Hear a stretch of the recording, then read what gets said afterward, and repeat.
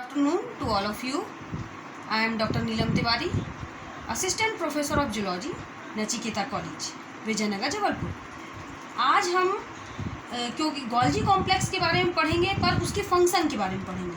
Golgi complex जो है इतना बड़ा एपरेटस है। गोल्जी एपरेटस इतना बड़ा स्ट्रक्चर है कि उसको एक ही वीडियो में समेट पाना थोड़ा मुश्किल काम होता है। इसलिए हम इसको अब फंक्शन के रूप में आज एक नया वीडियो पढ़ेंगे। इसको 2 पार्ट्स में डिवाइड करते हैं। पहला तो हमने इसके स्ट्रक्चर के बारे में पढ़ चुके हैं। अब हम सेकंड इसके फंक्शन के बारे में पढ़ेंगे। तो फंक्शन ऑफ गोल्जी एपरेटस, इसमें सबसे पहला उसका फंक्शन होता है secretion the secretory process in the pancreas. फिर उसमें है कॉन्सिक्यूटिव स्टेप। इसमें स्टेप्स जो हैं, इसके क्या स्टेप्स हैं? पहला है ग्लैंडुलर एक्सोकाइन सेल्स।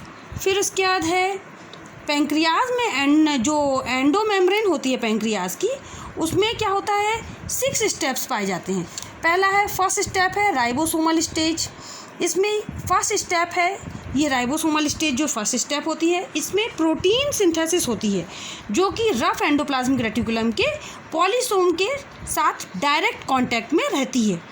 फिर सेकेंड स्टेज जो होती है वो उसकी सिस्टर्नल स्टेज होती है। सिस्टर्नल स्टेज में क्या होता है? बैक्टीरियल ट्रांसपोर्ट है जो कि एंडोप्लाज्मिक रेटिकुलम की सिस्टर्नी में प्रोटीन सिंथेसिस का काम करता है तथा मेम्ब्रेन के साथ राइबोसोम के बॉन्डिंग होती है जो कि एक मैकेनिज्म है। उसको क्या कहते हैं? सिग्नल हाइपोथेसिस कहते हैं, जो कि एमआरएनए में सिग्नल कोडॉन प्रदान करने का काम करते हैं। ये सिग्नल जो होते हैं पेप्टाइड, राइबोसोमल रिसेप्टर्स प्रोटीन तथा सिग्नल पेप्टाइड्स के द्वारा प्राप्त होते हैं। फिर थर्ड स्टेप क्या होता है? Intracellular transport. इसमें सिक्रेटरी प्रोटीन जो होते हैं रफ एंडोप्लाज्मिक रेटिकुलम के द्वारा ट्रांसपोर्ट होती है तथा ये ट्रांसजिशनल जो एलिमेंट्स होते हैं इनमें प्रवेश कर जाती है। फिर ये गोल्जी कॉम्प्लेक्स और एंडोप्लाज्मिक रेटिकुलम की बाउंड्री के बीच में उपस्थित होती है। ये पैरोटिड ग्लैंड में सिक्रेटरी प्रोटीन का मूवमेंट वेव लाइक होता है जो कि इंट्रासेलुलर कंपोनेंट के द्वारा किया जाता है। ये पूरी मैकेनिज्म क्या है? इस टाइप की है। इसमें रफ एंडोप्लाज्मिक रेटिकुलम, फिर उसके बाद गोल्जी कॉम्प्लेक्स बनता है। गोल्जी कॉम्प्लेक्स जो होता है इसकी इमैच्योर ग्रैन्यूल्स जो होते हैं वो आगे चलकर मैच्योर सिक्रेटरी ग्रैन्यूल्स का फॉर्मेशन करते हैं। इस प्रकार गोल्जी कॉम्प्लेक्स से सिक्रेटरी प्रोटीन के बायोसिंथेसिस या बायो एनर्जेटिक्स को ये पूरा बताता है। इसकी फोर्थ स्टेप क्या होता है? Concentration of secretory protein. इसमें इस स्टेज में जो कंडेंसिंग जो वैक्यूल्स होते हैं वो जाइमोजन जो ग्रेन्यूल्स होते हैं उनमें परिवर्तित हो जाते हैं। फिर ये पूरी जो प्रोसेस होती है इसमें लगातार कंसंट्रेशन होने के कारण, बढ़ने के कारण और अंत में इलेक्ट्रॉन ओपेक कंटेंट में परिवर्तित हो जाती है। ये परिवर्तन मेटाबॉलिक एनर्जी पर निर्भर करता है क्योंकि ये ग्लाइकोलाइसिस और रेस्पिरेशन के बाद भी चलती रहने वाली प्रोसेस होती है। फिर फिफ्थ स्टेप जो होता है इंट्रासेलुलर स्टोरेज। इस पूरे जो स्टेप्स थे उन स्टेप्स में हमने देखा कि जो सिक्रेटरी प्रोडक्ट्स होते हैं वो सिक्रेटरी ग्रैन्यूल्स के रूप में स्टोर रहते हैं तब जाके और जब वे बाहर आते हैं, जबकि सेल को उसके अनुकूल फेवरेबल जो उत्तेजना प्राप्त होती है, तब जो होता है जो हार्मोन्स होते हैं या न्यूरॉन ट्रांसमीटर जो उत्तेजना होती है ये मिलती है, तब जाके सारे जो स्टेप्स होते हैं वो होते हैं। फिर उपयुक्त स्टेप में के द्वारा एक क्रिया और सामने आती है जो कि सेल को सिक्रेटरी प्रोडक्ट्स के अनुसार ढालने का प्रयास करती है जिससे कि सिंथेसिस की दर को बढ़ावा मिलता है।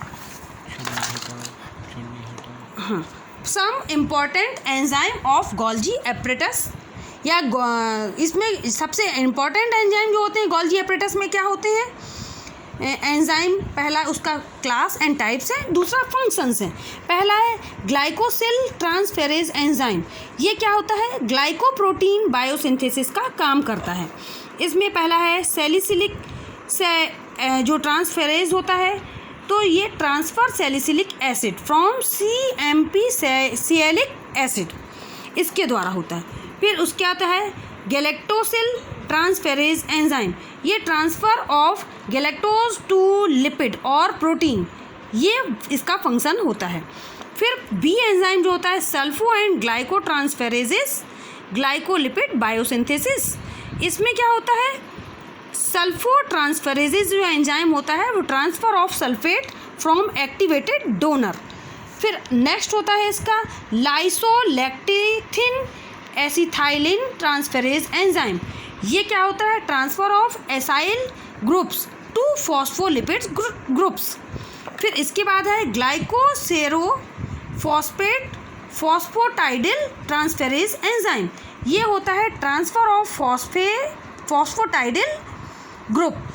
इसके बाद सी जो होता है ऑक्सी रिडक्टेज एंजाइम। तो इसका काम क्या होता है, ऑक्सीडेशन एंड रिडक्शन।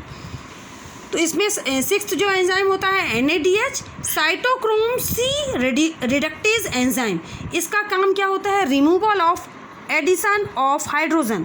फिर इसके बाद NADPH enzyme, NADPH cytochrome C reductase enzyme. इसका काम होता है रिमूवल और एडिशन ऑफ हाइड्रोजन। फिर इसमें डी जो एंजाइम होता है फॉस्फेटेज एंजाइम।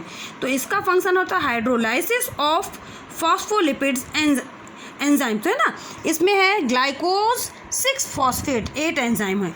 इसका काम है रिमूवल ऑफ फॉस्फेट। फिर 9 है थायमिन पायरोफॉस्फेटेज एंजाइम। इसका वर्क होता है हाइड्रोलाइसिस ऑफ इनऑर्गेनिक पायरोफॉस्फेट का वर्क करना। फिर 10th एंजाइम होता है एटीपेज एंजाइम। एटीपेज एंजाइम का वर्क होता है रिमूवल और एडिशन ऑफ फॉस्फेट। फिर 11th होता है एसिड फॉस्फेटेज एंजाइम। इसका वर्क होता है रिमूवल ऑफ फॉस्फेट। फिर ई होता है इसमें phospholipase hydrolysis of lipids. Phospholipase का जो काम होता है हाइड्रोलाइसिस ऑफ लिपिड। इसमें फॉस्फोलिपिड्स A1 और फॉस्फोलिपिड A2। तो इसमें होता है फॉस्फोलाइपेज A1 का फंक्शन होता है removal of non specific fatty acid chains from phospholipids. फिर फॉस्फोलाइपेज A2 का होता है removal of fatty acids chain. फिर इसका F जो काइनेजेज एंजाइम होता है उसका फॉस्फोराइलेशन एंजाइम वर्क होता है। उसमें 14 जो एंजाइम होता है केसीन फॉस्फोकाइनेज। तो फॉस्फोराइलेशन ऑफ केसीन इसका वर्क होता है फॉस्फोराइलेशन ऑफ केसीन। फिर इसमें G होता है मैनोसाइडेजेस। इसमें रिमूवल ऑफ मैनोज। मैनोसाइडेजेस का वर्क होता है रिमूवल ऑफ मैनोज। तो इसमें मैनोसाइडेज 1 and 2 मतलब 1 and 2। तो इसका वर्क होता है removal of mannose residue from oligosaccharides. मुझे उम्मीद है कि आपको ये जो एंजाइम्स गोल्जी कॉम्प्लेक्स के एंजाइम्स के बारे में मैंने बताया वो समझ में आया होगा। तो इसी प्रकार से हम थोड़े थोड़े करके शॉर्ट में वीडियो बना के डालते रहेंगे। तो आप इन वीडियोस को देखें और थोड़ा सा जो आपको समझ में आता है उसको लाइक करें।